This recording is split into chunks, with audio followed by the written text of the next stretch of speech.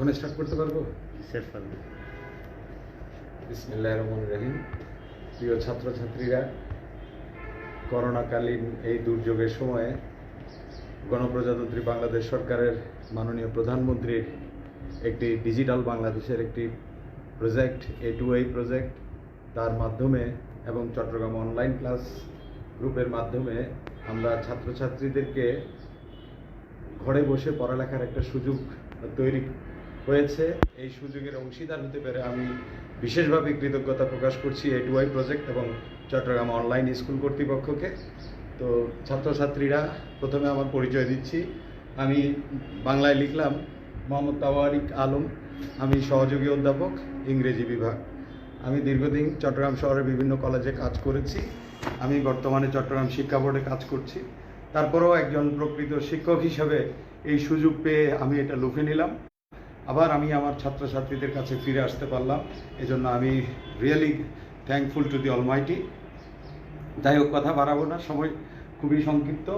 আজকে আমার যে দীর্ঘ 20 বছরের শিক্ষকতার অভিজ্ঞতা, আমি যেটা মনে করি, আমার ছাত্রছাত্রীরা বিশেষ করে যখন কোনো সেন্টেন্স লিখতে যায়, তারা সেন্টেন্স কনস্ট্রাকশন সম্পর্কে তাদের সঠিক ধারণা না থাকার কারণে তারা অনেক সময় ভুল করে ফেলে।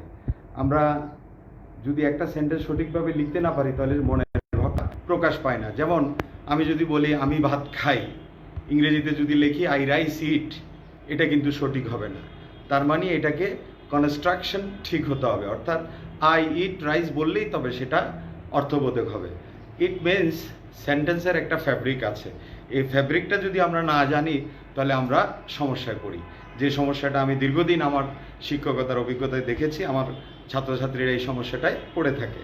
তো আজকে আমরা জানি সেন্টেন্সের গঠনের দিক থেকে সেন্টেন্স প্রধানত 3 প্রকার: simple sentence, compound sentence and complex sentence. তো আমরা পর্যায়ক্রমে সবগুলো আলোচনা করব।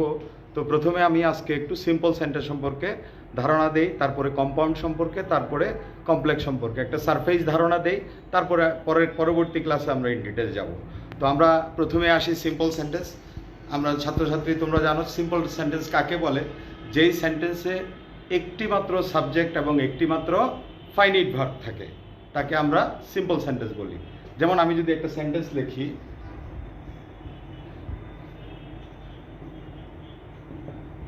আই ইট রাইস, এখানে এই সেন্টেন্সে একটি মাত্র সাবজেক্ট আছে এবং একটি মাত্র ফাইনাইট ভার্ব আছে। এটা এজন্যই এটা সিম্পল সেন্টেন্স।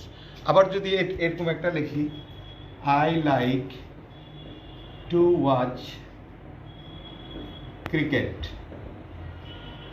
দ্বিতীয় সেন্টেন্সের অর্থ দেখো তো, দ্বিতীয় সেন্টেন্সটা কি সিম্পল সেন্টেন্স কিনা?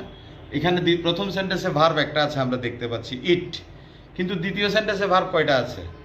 2টো ভার্ব আছে, একটা লাইক আর একটা হচ্ছে ওয়াচ। কিন্তু দ্বিতীয় সেন্টেন্সটাকে আমরা সিম্পল সেন্টেন্স বলছি, বিকজ এখানেও একটা ফাইনাইট ভার্ব আছে, এখানেও একটা ফাইনাইট ভার্ব আছে। তাহলে এখন আমাদেরকে বুঝতে হবে ফাইনাইট ভার্ব কোনটা। সিম্পল সেন্টেন্সে একটি সাবজেক্ট এবং একটি ফাইনাইট ভার্ব। সিম্পল সেন্টেন্স কিন্তু আরও লম্বা হয়, আমরা যখন সিম্পল সেন্টেন্সের বিভিন্ন স্ট্রাকচার পড়াবো, দেখাবো, তখন দেখতে পাবা। কিন্তু যতই লম্বা হোক সেটা সিম্পল সেন্টেন্স, বিকজ ওখানে ফাইনাইট ভার্ব একটা থাকে। এখন আসো আমরা ফাইনাইট ভার্ব কোনটা। এখানে যেহেতু প্রথম সেন্টেন্সে আমাদের ফাইনাইট ভার্ব একটাই আছে, আমরা বুঝে নিতে পারছি এটা ফাইনাইট ভার্ব। না জানলেও আমরা বলে দেবো যে এটা ফাইনাইট ভার্ব। কিন্তু দ্বিতীয় সেন্টেন্সে 2টো ভার্ব আছে, একটা লাইক, একটা টু ওয়াচ। তাহলে এখন ফাইনাইট ভার্বের সংজ্ঞা কি? দেখো তো, প্রথম সেন্টেন্সে যদি আমি সাবজেক্ট আই, এখানে যদি আমি হি বলি, তাহলে কি হবে? He eats rice. তাহলে এই সাবজেক্টটা যখন চেঞ্জ হয়ে যাবে, তখন আমার সাথে সাথে কি চেঞ্জ হয়ে যাচ্ছে? ভার্বটাও চেঞ্জ হয়ে যাচ্ছে। এটা কোন টেন্সে আছে? প্রেজেন্ট টেন্সে। এটাকে যদি আমি পাস্ট টেন্সে করে দিই, তাহলে কি হবে? দেখো, আই এইট রাইস। তাহলে আমরা দেখলাম কি, সাবজেক্ট চেঞ্জ হলে ভার্ব চেঞ্জ হয়, টেন্স চেঞ্জ হলে ভার্ব চেঞ্জ হয়। বুঝতে পেরেছ? সাবজেক্ট যখন চেঞ্জ করলাম, আই এর জায়গায় হি বসালাম, ইট হয়ে যাবে ইটস, যেহেতু সাবজেক্ট চেঞ্জ হয়ে গেছে। আবার টেন্স যখন চেঞ্জ করে দেবো পাস্ট টেন্সে, তখন ইটটা হয়ে যাবে এইট। অন্তত প্রাথমিকভাবে আমরা দেখলাম সাবজেক্ট এবং টেন্স চেঞ্জ করলে ভার্ব চেঞ্জ হয়। ঠিক একইভাবে দ্বিতীয় সেন্টেন্সে আসো তো দেখি, আই এর জায়গায় যদি আমি হি বসাই, তাহলে কি হবে? ভার্ব কিন্তু 2টো আছে, আগে আমরা সিদ্ধান্ত নিয়েছি, একটা টু ওয়াচ আর একটা হচ্ছে লাইক। তাহলে এখানে কি হবে, হি প্রেজেন্ট টেন্সই রাখলাম, সাবজেক্ট চেঞ্জ করে দিলাম, he likes to watch cricket. তাহলে আমরা দেখলাম কি লাইকটা লাইকস হয়ে গেল, বাট টু ওয়াচ কোনো পরিবর্তন হলো না। লাইকটা কি হয়ে গেল, লাইকস, টু ওয়াচের কোনো পরিবর্তন হলো না। একইভাবে যদি এটার মতো পাস্ট টেন্সে করি তাহলে কি হবে দেখো তো, I liked two watch cricket. একইভাবে লাইকটা কি হয়ে গেছে, লাইকড হয়ে গেছে, বাট টু ওয়াচের কোনো চেঞ্জ নেই। তাহলে আমরা দেখলাম যে দুটো ভার্ব থাকলেও চেঞ্জ হচ্ছে কিন্তু একটি ভার্ব, চেঞ্জ হচ্ছে কিন্তু একটি ভার্ব। সো আমরা বলতে পারি যে কোনো সেন্টেন্সে ভার্ব কখনো সাবজেক্টের কারণে পরিবর্তন হয়, কখনো টেন্সের কারণে পরিবর্তন হয়, কখনো নাম্বারের কারণে পরিবর্তন হয়। যেমন সিঙ্গুলার নাম্বারের জন্য এক ধরনের ভার্ব, প্লুরাল নাম্বারের জন্য এক ধরনের ভার্ব। কিন্তু সব ভার্ব কিন্তু চেঞ্জ হয় না, এটা তো নিশ্চিত। সব ভার্ব চেঞ্জ হয় না, যেমন এখানে টু ওয়াচ চেঞ্জ হয়নি, সব ভার্ব কিন্তু চেঞ্জ হয়নি। তো সুতরাং আমরা তাহলে ফাইনাইট ভার্ব কাকে বলবো, যেই ভার্বগুলো সাবজেক্ট অথবা টেন্স অথবা নাম্বার এদের যে কোনো একটার পরিবর্তনের ফলে যদি পরিবর্তিত হয় তবে সেটাকে আমরা বলবো ফাইনাইট ভার্ব। তাহলে বাকিটাকে কি বলবো, নন ফাইনাইট ভার্ব। তাহলে নন ফাইনাইট ভার্ব কিন্তু আরো কয়েকটা আছে, একটা আমরা পেয়ে গেলাম, সেটা হচ্ছে কি, এটার আরেকটা নাম আছে গ্রামারে, সেটার নাম কি, ইনফিনিটিভ। তাহলে আমরা ফাইনাইট ভার্বের সংজ্ঞা হচ্ছে কি, তাহলে আমরা এটা খুবই গুরুত্বপূর্ণ, ছাত্রছাত্রীরা খেয়াল করবে, এটা তোমরা বেশি ভুল করে থাকো। যেই ভার্বটা সাবজেক্ট অথবা টেন্স অথবা নাম্বার এদের যে কোনো একটার পরিবর্তনের ফলে, তিনোটার সাথে একসাথে হতে হবে এমন না, যে কোনো একটা পরিবর্তনের ফলে যেই ভার্বটা পরিবর্তিত হয় সেই ভার্বটাকে আমরা বলবো ফাইনাইট ভার্ব। আর সিম্পল সেন্টেন্সের সংজ্ঞাটা হচ্ছে একটি সাবজেক্ট থাকবে এবং একটি ফাইনাইট ভার্ব থাকবে। নন ফাইনাইট ভার্ব যাই থাকুক, সিম্পল সেন্টেন্সে মিনিমাম একটা সাবজেক্ট এবং একটা ফাইনাইট ভার্ব থাকবে। তাহলে আমরা সিম্পল সেন্টেন্সের সংজ্ঞা বললেই আমরা বুঝবো যে সিম্পল সেন্টেন্সে একটা সাবজেক্ট এবং একটা ফাইনাইট ভার্ব। আর তোমরা নিশ্চয়ই ক্লসের নাম শুনেছো, ক্লস মানে বাক্যের অংশ। তো ক্লস কিন্তু তিন প্রকার, গ্রামারে ক্লস তিন প্রকার, সেটা হচ্ছে প্রিন্সিপাল ক্লস, সাবঅর্ডিনেট ক্লস এবং কোঅর্ডিনেট ক্লস। যেই ক্লসই হোক না কেন, ক্লসের বেসিক গঠনও কিন্তু একটি সাবজেক্ট এবং একটি ফাইনাইট ভার্ব থাকে। তাহলে সিম্পল সেন্টেন্স মানে একটি সাবজেক্ট এবং একটি ফাইনাইট ভার্ব। আমি আরেকটা সেন্টেন্স লিখি, দেখো তোমরা, I like walking in the garden. I like walking in the garden, আমি বাগানে হাঁটতে পছন্দ করি। তাহলে এখানে দেখো ভার্ব কিন্তু একটা, আরেকটা আছে ওয়াকিং, কিন্তু এখানে যদি আবার আগের মতো আমরা যদি আই এর জায়গায় হি বসাই কি হবে, he likes walking in the garden. তাহলে আমরা দেখলাম যে সাবজেক্ট চেঞ্জ করে দিলে ভার্ব দুইটা আছে কিন্তু পরিবর্তন হচ্ছে কয়টা, একটা। আবার এটাকে পাস্ট টেন্সে নিলে কি হবে, I liked walking in the garden. একইভাবে টেন্স পরিবর্তন করলে ওয়াকিং এর কোনো পরিবর্তন হচ্ছে না। সো যেই ভার্বটা পরিবর্তন হয় সেটাকে বলবো ফাইনাইট, আর যেটা পরিবর্তন হয় না সেটাকে বলবো নন ফাইনাইট। তাহলে নন ফাইনাইট আগে একটা পেয়েছি, সেটার নাম কি দিয়েছিলাম, ইনফিনিটিভ। আর এটার নাম কি, প্রেজেন্ট পার্টিসিপল। এটার নাম হচ্ছে প্রেজেন্ট পার্টিসিপল। তাইলে আমরা আজকে সিম্পল সেন্টেন্সের যে বেসিক যে গঠন সেটা আমরা দেখলাম কি, প্রত্যেকটা সিম্পল সেন্টেন্সে মিনিমাম একটা সাবজেক্ট এবং একটা ফাইনাইট ভার্ব। এর পরের অংশ নাও থাকতে পারে। যেমন আমি যদি লিখি হি স্মাইলস, এটাও সিম্পল সেন্টেন্স। এমনি আবার আরেক দৃষ্টিতে আমরা এটাকে বলি সাবজেক্ট, এই অংশটাকে বলি প্রেডিকেট, এই অংশটাকে বলি প্রেডিকেট। যেমন একটা সাবজেক্ট এবং একটা ভার্ব দিয়ে একটা সিম্পল সেন্টেন্স হয়ে গেছে। হি স্মাইল, সে হাসে, সে হাসে বা হাসছে, তাহলে এটা সিম্পল সেন্টেন্স। তাহলে এটা সাবজেক্ট এবং এটা প্রেডিকেট। এই প্রেডিকেটটা শুধু ভার্বও হতে পারে বা ভার্বের সাথে লাগানো আরো কিছু শব্দ থাকতে পারে, যেগুলোকে গ্রামারে বলা হয় অ্যাডজাংক্টস। এই আমি আবারও বলছি, সিম্পল সেন্টেন্সে এটাকে বলে সাবজেক্ট, আর ভার্ব এবং যদি ভার্বের বাকি কিছু অংশ থাকে সেটাকে বলা হয় প্রেডিকেট। তো প্রেডিকেট কখনো একটা ভার্বও হতে পারে অথবা ভার্ব প্লাস আরো দুই তিনটা শব্দ হতে পারে। যেমন আমরা এখানে দেখেছি প্রেডিকেট হচ্ছে like to watch cricket, eat rice, এ পুরাটাই প্রেডিকেট। তাহলে সিম্পল সেন্টেন্স মানে একটা সাবজেক্ট এবং একটা ফাইনাইট ভার্ব থাকবে। আমরা কি এই পর্যন্ত বুঝতে পেরেছি যে সিম্পল সেন্টেন্সের মৌলিক সংজ্ঞা হচ্ছে মৌলিক গঠন। আমরা যদি এই গঠনগুলো না জানি, ভিতরে ফ্যাব্রিকটা না জানি, তাহলে কিন্তু আমরা সেন্টেন্স লেখার সময় ভুল লিখে ফেলবো। হ্যাঁ, সিম্পল সেন্টেন্সের অনেকগুলো স্ট্রাকচার আছে, সেগুলো আমরা পরবর্তীতে যাব, কিন্তু বেসিক জিনিস যেটা, একটা সাবজেক্ট এবং একটা ফাইনাইট ভার্ব থাকবে। যেমন আমি যদি আরো একটা লম্বা সেন্টেন্স লিখি তোমাকে, যেমন দেখাচ্ছি,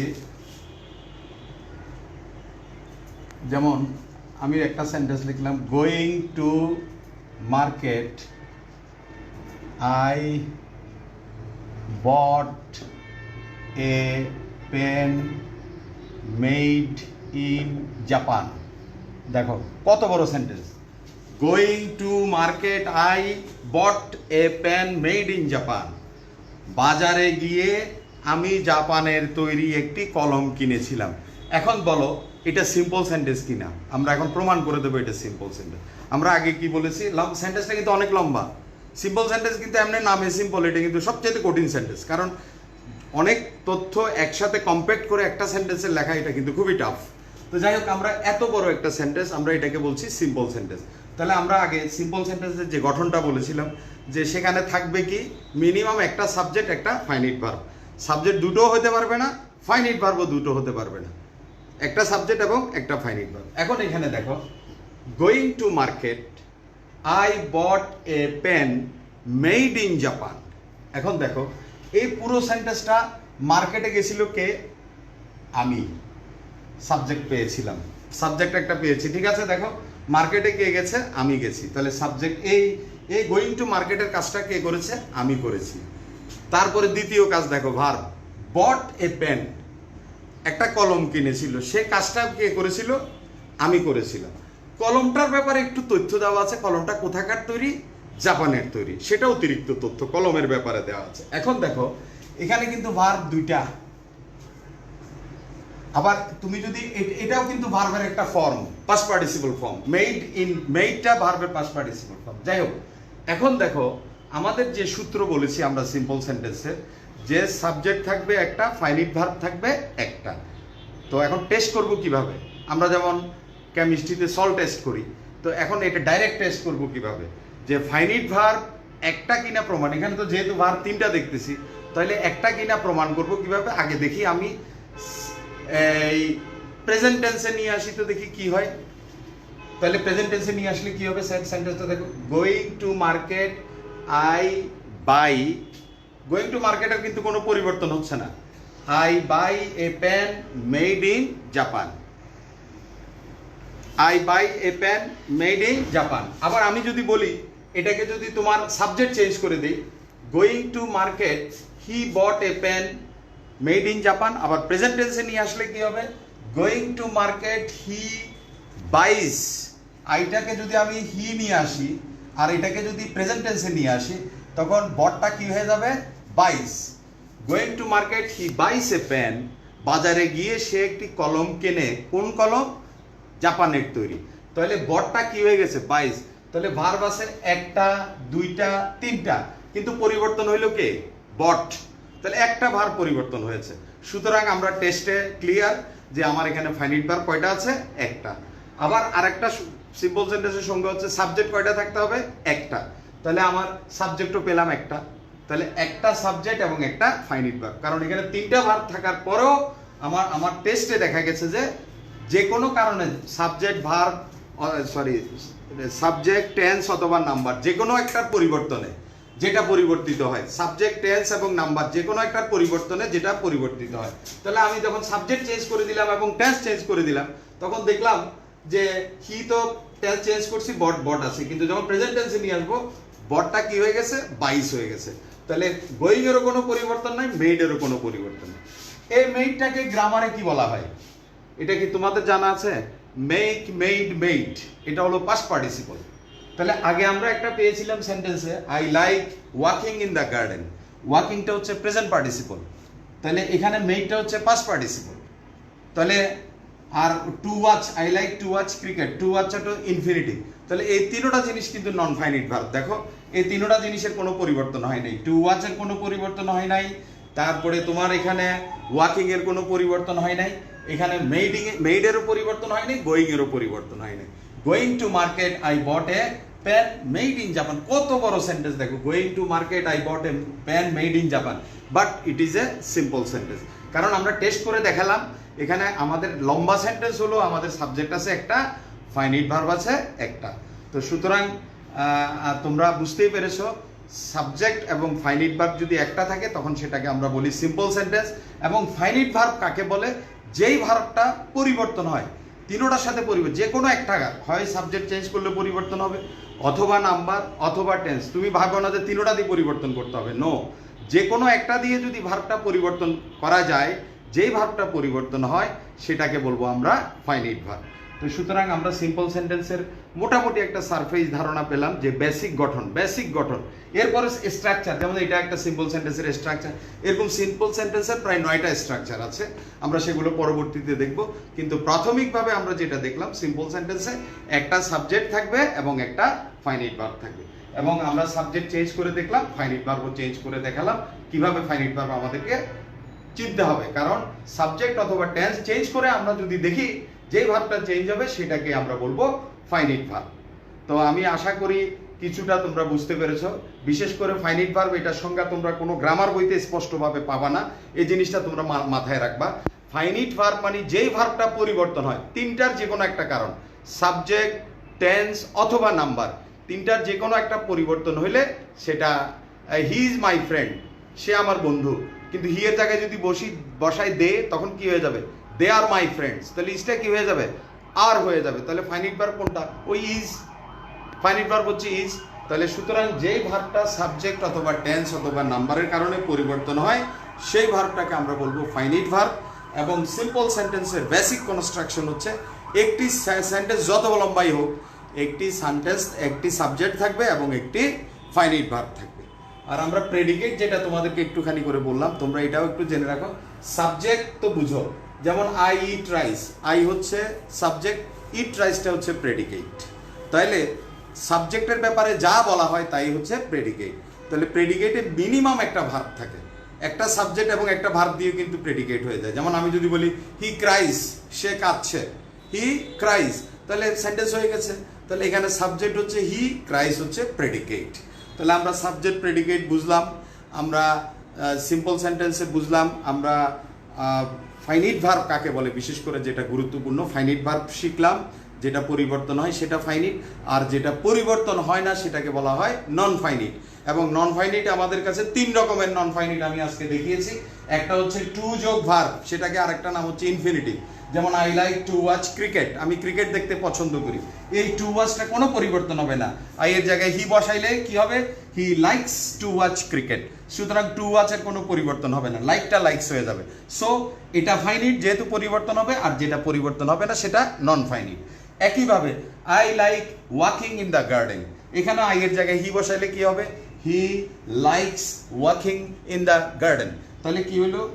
আই এর জায়গায় হি বসানোতে লাইকটা লাইকস হয়ে গেল, পরিবর্তন হলো, বাট ওয়াকিং এর কোনো পরিবর্তন হলো না। তাহলে এই ওয়াকিংটা হচ্ছে প্রেজেন্ট পার্টিসিপল। তাহলে নন ফাইনাইট ভার্ব একটা পেলাম আমরা ইনফিনিটিভ, একটা পেলাম প্রেজেন্ট পার্টিসিপল। আর একটা সেন্টেন্স দেখো, যেটা লম্বা সেন্টেন্স লিখেছি আমরা, going to market I bought a pen made in Japan. এই মেড ইন জাপান, এই মেডটা হচ্ছে ভার্বের পাস্ট পার্টিসিপল ফর্ম, এটার কিন্তু কোনো পরিবর্তন হয় নাই। সাবজেক্ট চেঞ্জ হয়েছে বা টেন্স চেঞ্জ হইলে, যেমন হি বাইস হয়ে যাবে, going to market he buys a pen made in Japan. তাহলে এই মেডেরও কোনো পরিবর্তন হবে না, এই মেডেরও কোনো পরিবর্তন হবে না। তো সুতরাং এটাকে বলা হয় পাস্ট পার্টিসিপল। তাহলে নন ফাইনাইট ভার্ব আমরা 3 প্রকার পেলাম, একটা হচ্ছে ইনফিনিটিভ, একটা হচ্ছে প্রেজেন্ট পার্টিসিপল, আর একটা হচ্ছে পাস্ট পার্টিসিপল। আর ফাইনাইট ভার্ব হচ্ছে যেই ভার্বটা পরিবর্তন হয়। সুতরাং আমরা আশা করব আজকের ক্লাসের পর অন্তত এই জিনিসটা তোমাদের মাথায় একদম ইনগ্রেইন হয়ে যাবে যে সাবজেক্ট এবং একটি ফাইনাইট ভার্ব থাকলে সেটাকে আমরা সিম্পল সেন্টেন্স বলবো, এটা হলো বেসিক কনস্ট্রাকশন। আর সিম্পল ফাইনাইট ভার্বটা হচ্ছে যেই ভার্বটা change, the verb which changes with the change of subject or tense or number. তিনোটার একসাথে না, কিন্তু যে কোনো একটার পরিবর্তন হইলেই যদি পরিবর্তন হয় তবেই আমরা সেটাকে ফাইনাইট বলবো, আর যেটা পরিবর্তন হবে না সেটাকে আমরা বলবো নন ফাইনাইট ভার্ব। এই জিনিসটা মনে রাখলে কিন্তু তোমরা অনেক দূরে এগিয়ে যাবে। কারণ আমরা সেন্টেন্স লেখার সময় আমাদের ছাত্রছাত্রীরা আমার I have been teaching for the last 20 years and this is my practical experience যে আমরা we often make mistakes in writing correct sentences. If your sentence is not correct, it will make out no sense. So you will not be given any mark. You should keep it in your mind. আমরা আরেকটা জিনিস চেষ্টা করব, we will always try sentence যত ছোট। আমরা অনেক সময় নিজের পিড্যান্ট্রি শো করার জন্য সেন্টেন্সটাকে লম্বা করার চেষ্টা করি। No, never do that. অত্যন্ত সিম্পল সেন্টেন্সে ছোট ছোট ছোট ছোট করে সেন্টেন্স লেখার চেষ্টা করব, তাহলে সে জায়গায় আমার ভুল হবে। যদি আমার এটা হলো যেমন আমরা যখন সিম্পল সেন্টেন্স লিখবো, আমরা সিম্পল সেন্টেন্সের বাকি স্ট্রাকচারগুলো যখন আলোচনা করব, তখন তুমি যদি সেন্টেন্সগুলোতে ওই স্ট্রাকচারগুলো তোমার মাথায় থাকে, তাহলে তুমি তোমার সেন্টেন্স কখনো ভুল হবে না। স্ট্রাকচারালি তুমি বুঝতে পারবা যে এটা সিম্পল সেন্টেন্স হচ্ছে এবং এটা আমার স্ট্রাকচারালি ঠিক আছে। তো সুতরাং আজকে আমরা যেটুকু আলোচনা করলাম সেটা হচ্ছে সিম্পল সেন্টেন্সের বেসিক যে জিনিসটা, একটা সাবজেক্ট এবং একটা ফাইনাইট ভার্ব। ফাইনাইট ভার্ব কি, এটুকু পর্যন্ত আমরা রাখলাম আজকে। এর পরবর্তী ক্লাসে আমরা কম্পাউন্ড এবং কমপ্লেক্স সেন্টেন্স সম্পর্কে আলোচনা করব এবং তোমাদের কোনো প্রশ্ন থাকলে তোমরা প্রশ্ন করবা এবং আমি যা বলেছি এই জিনিসগুলো আশা করি অনেকেই লিখে রেখেছো। এরপরে যদি না বুঝে থাকো, নেক্সট ক্লাসে you can ask me if you fail to understand anything, but you try to understand যে সিম্পল সেন্টেন্স মানে একটি সাবজেক্ট এবং একটি ফাইনাইট এবং ফাইনাইট ভার্ব এবং নন ফাইনাইট দুটোটা কিন্তু মাথায় ঢুকায় ফেলতে হবে। ফাইনাইট কোনটা, নন ফাইনাইট কোনটা।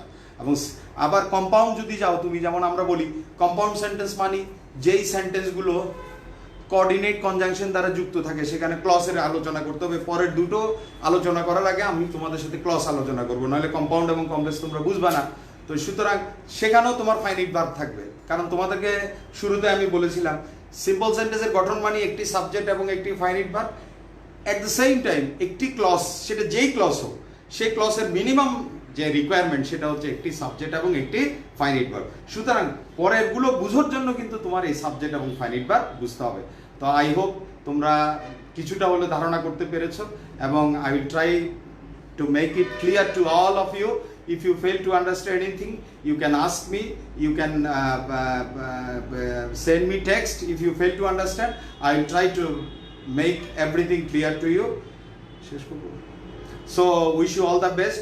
আমি আবার তোমাদের অনেক দিন পর আমার প্রিয় ছাত্রছাত্রীদের সামনে আসতে পেরে আমি অত্যন্ত আনন্দিত এবং আমি স্বতঃস্ফূর্তভাবে আমি আমার ছাত্রছাত্রীদের কাছে থাকতে চাই, আমি ক্লাস দিতে চাই এবং আমি আবারও ধন্যবাদ জানাচ্ছি আমার মাননীয় প্রধানমন্ত্রী জননেত্রী শেখ হাসিনাকে। এই ধরনের একটা, এই যে ডিজিটাল বাংলাদেশ, যেটা নিয়ে অনেকে খুব হাসি তামাশা করেছিল, আজকে লক্ষ লক্ষ লোক ঘরে বসে টাকা পাচ্ছে, তোমরা ঘরে বসে ক্লাস করতে পারছো।